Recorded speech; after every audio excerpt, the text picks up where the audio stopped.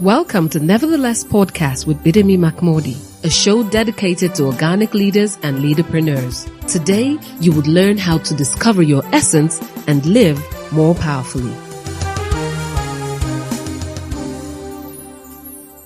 Hello, good afternoon, morning, evening, wherever you are, and what time of day you are joining us on this podcast.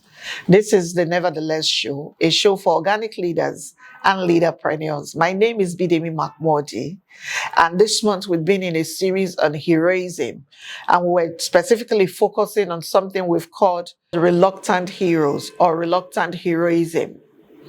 And the idea is that every one of us has the trait of a hero because God's breath is in us. And that why most of us will not scurry and scamper to become active heroes because we have equated that as a means to an end.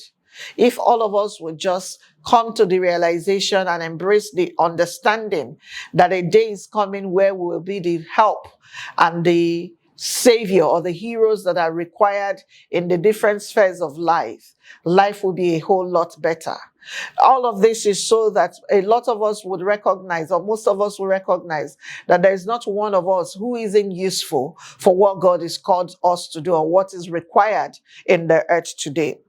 From Moses to Gideon to Samson to David to Esther to Jael, what all these people in the Bible have in common is heroism. They performed extraordinary feats in the course of their lives that changed the trajectory of a people at that time. In this episode, I want to challenge you to go be the hero. I want you to recognize that every single one of us has the capacity to become a hero.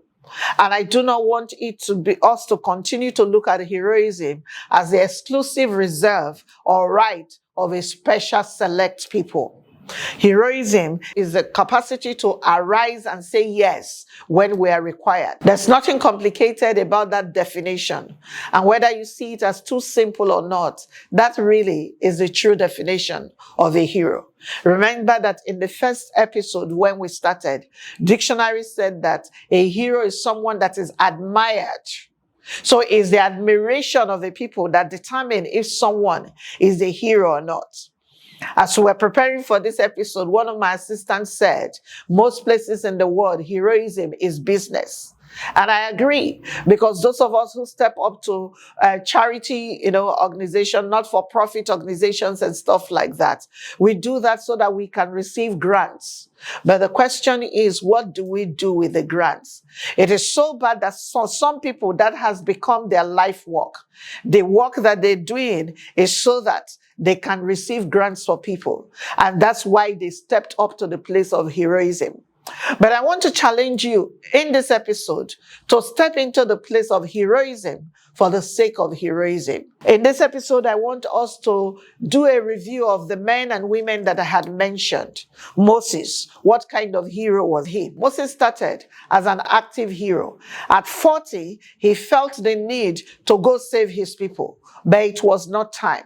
That quickly announces to us that heroism is time-bound as well. There are seasons in my life when all I need to do is continue to be ordinary. And there are seasons and moments in my life where I'm called to do extraordinary things.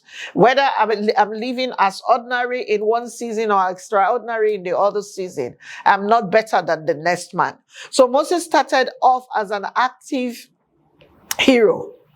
But what he didn't realize was that it would take reluctant heroism for him to make the mark that he needed to make the mark. As his act of active heroism was why he had to flee from Egypt. He fled to the back of the desert.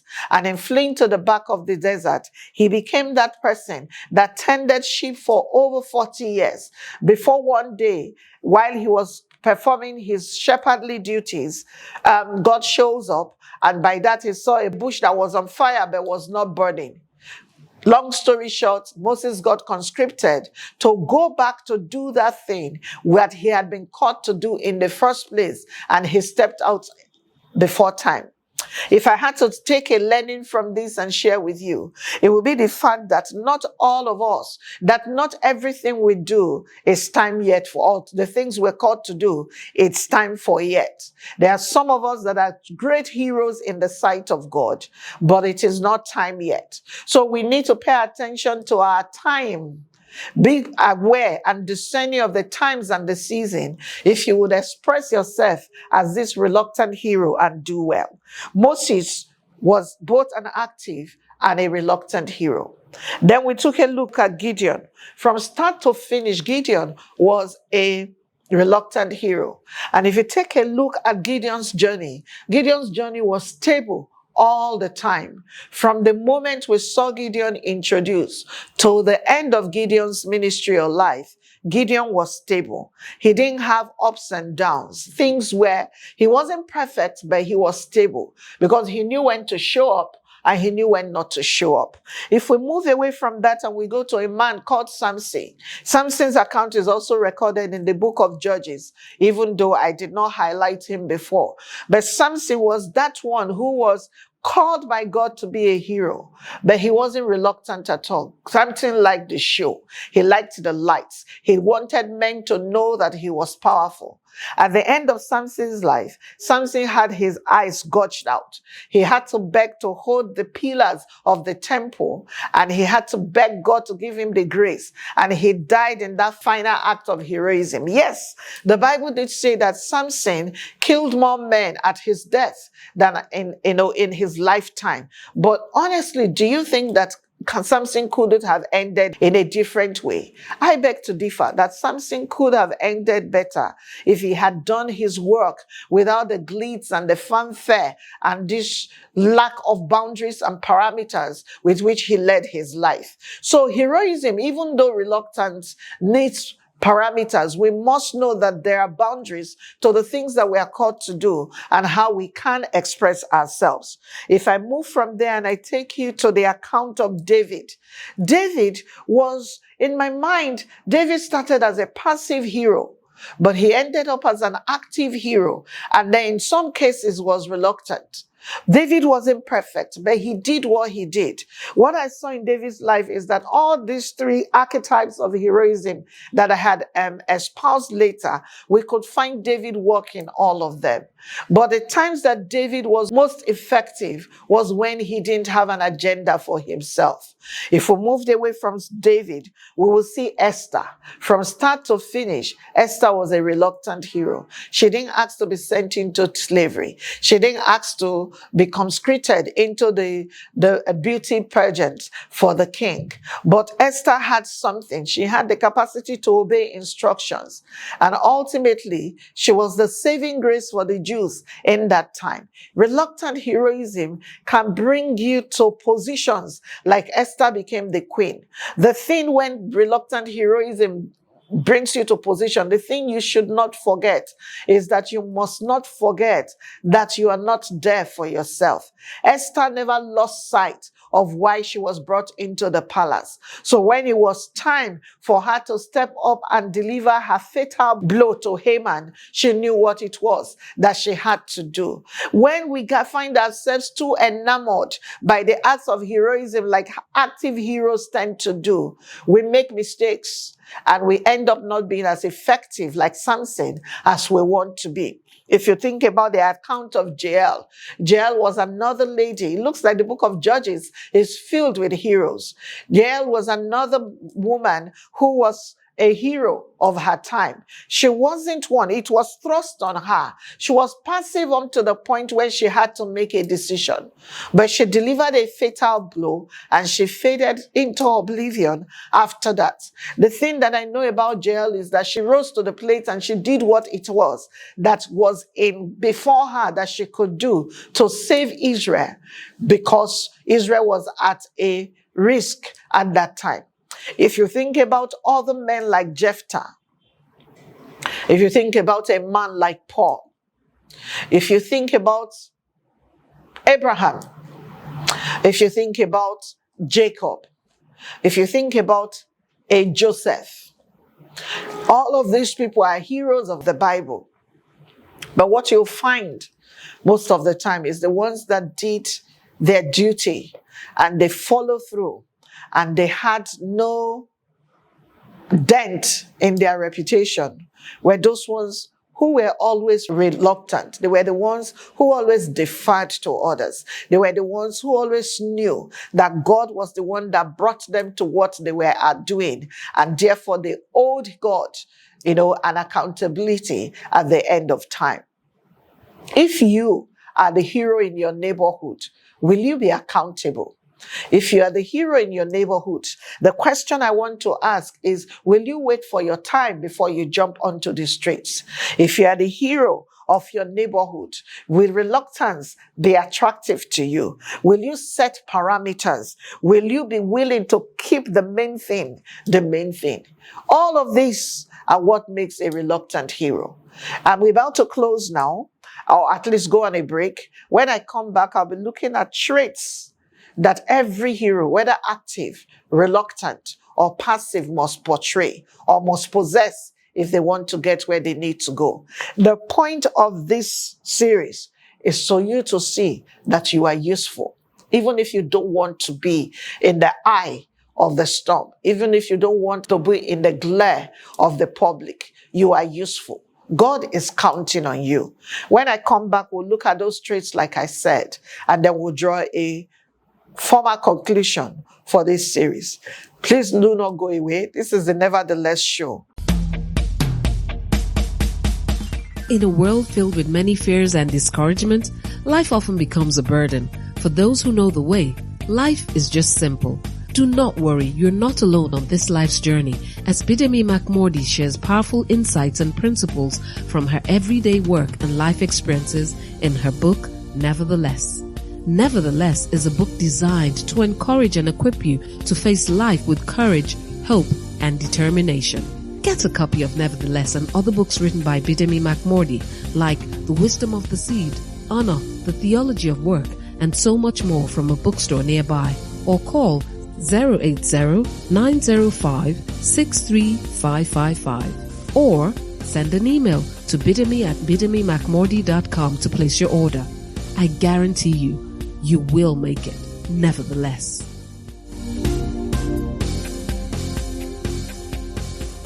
Welcome back. It's still the NeverTheLess show, a show for organic leaders and leaderpreneurs. This episode, I'm here to challenge you that no matter what, you are God's hero in the earth. Before we went on the break, we looked at people like Moses, David, Samson, Esther, Jael, Gideon.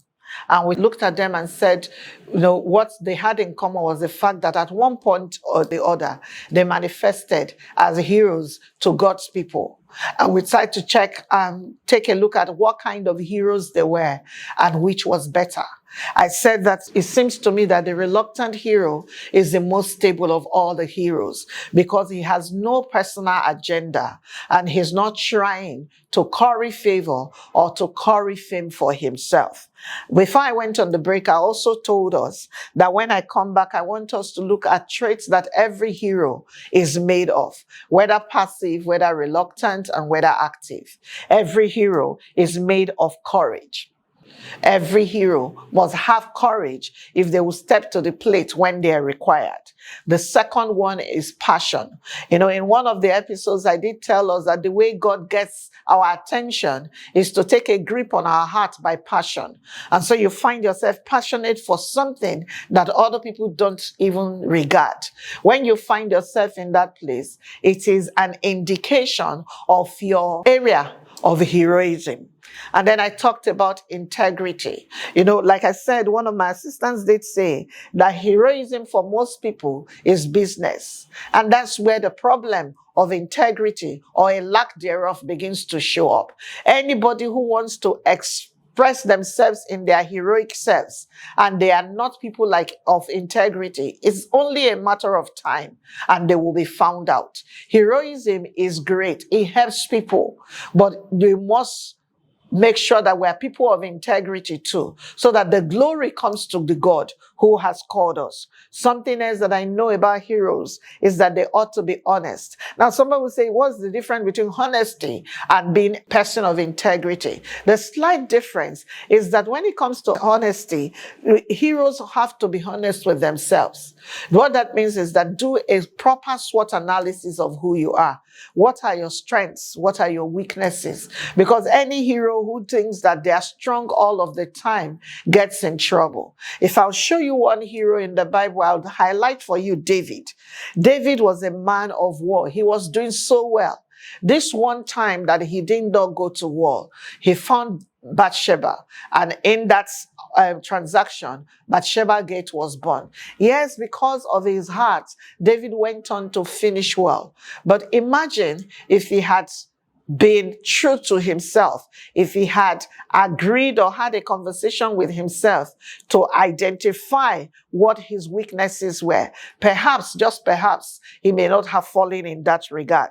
Confidence is another trait that every hero must have. If you look at the account of Gideon, he didn't have it initially, but he grew. And that's how I know that confidence can be grown over time. One way that I have grown confidence on my journey is to recognize that to do what I am most afraid of, if I excel at what I was afraid of yesterday, the chances are higher that I will do what I'm afraid of tomorrow. Another thing that I saw is patience. Every hero needs to remember that not every act of heroism brings gain. And every hero needs to remember that sometimes it will take a long time before they are ever put on display. So patience is a trait of the hero kind. Selflessness. The best heroes are the ones that are not in it for themselves, that just want to do what God has called them to do. Does that mean that they die wretched? I have lost count of people. No, they don't die wretched.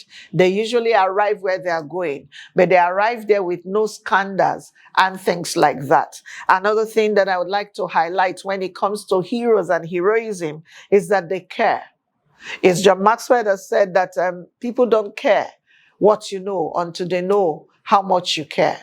It is important that what drives us is the care that we care for others. Because every time you come from the place of empathy, everything else that you desire will show up in the room. Heroes must be humble. I'll say it one more time. Heroes must be humble. The saying goes that pride goes before a fall. Every hero must understand that they are not perfect. We don't get subscribed into heroic acts because we're perfect. We all have our weaknesses. We all have the things we struggle with. We get conscripted or subscribed into these things because God trusts us. And that is why we must be humble. I've seen too many a hero who became full of themselves. Or like they say, pride goes before they fall. Their fall was heavy, and there's no point for that. Here's the point. The world has shrunk. If I sneezed in Lagos and I wanted someone in New Zealand to know I just sneezed, all I need to do is to put a camera in my face. And within minutes, somebody in New Zealand will know that I just sneezed. Because the world has shrunk, there is a pressure for men and women to go and become heroes. Because the world is shrunk and the applause of men is loud. So people are doing things that they shouldn't do so that they can become heroes. People are feigning to be kidnapped so that they will come back and give testimony that they survived kidnapping. People are doing all kinds of crazy things. People are living decorum. They are stepping away from dignity just so that they can have a few million followers. People are taking the most sacred things and they're showing up. Think about reality shows where people are having sex on air simply because they want to be known as people who are popular. The point is, the world has shrunk. And because the world has shrunk, the pressure to stand out in a world that has shrunk so badly is on. It's on and is mounting on a daily basis. But the reality is that mostly we have keyboard heroes and keyboard warriors. People who hide behind a device to perpetuate these things and 80% of the time lie so that people can clap for them. People whose lives are reading with cracks, and yet they show up and they call themselves hero. The thing that I have learned is that if I have to tell you I'm a hero, the chances are that I'm not a hero. The chances are that there are too many holes in my life for me to stand the test of being a hero. Because whether we know it or not, heroes will be tested. The reason why those days heroes were people who had character was because people wanted to be able to trust them. I know that's not the template for this season of our lives, but regardless, there must be a few of us who remain, who understand that even though we are reluctant, heaven is counting on us. Next month, we will come with a new topic on the NeverTheLess show. But I do hope that this has been a blessing to you, and hopefully I'll return with some of my colleagues in the next month. Thank you so much for keeping the faith with us this last 4 weeks. If Jesus tarries, next time I'll be here. But before that, remember that when you embrace your superpower, you become really powerful. Every one of us can be a hero. So you don't need to go far. You don't need the lights and the camera. Step out of your comfort zone and just be good to someone else. To all of us, the rest of us, you may not be a hero, but to the one that you show up for, you are a hero. I promise you, you are a hero. Thank you so much. My name is Bidemi Mark-Mordi, and I'll see you next time. God bless you. Thank you for listening to NeverTheLess. For more information and resources, call 080-90563-555 or send an email to bidemi@bidemimarkmordi.com. Don't forget, discovering your purpose helps you live more powerfully.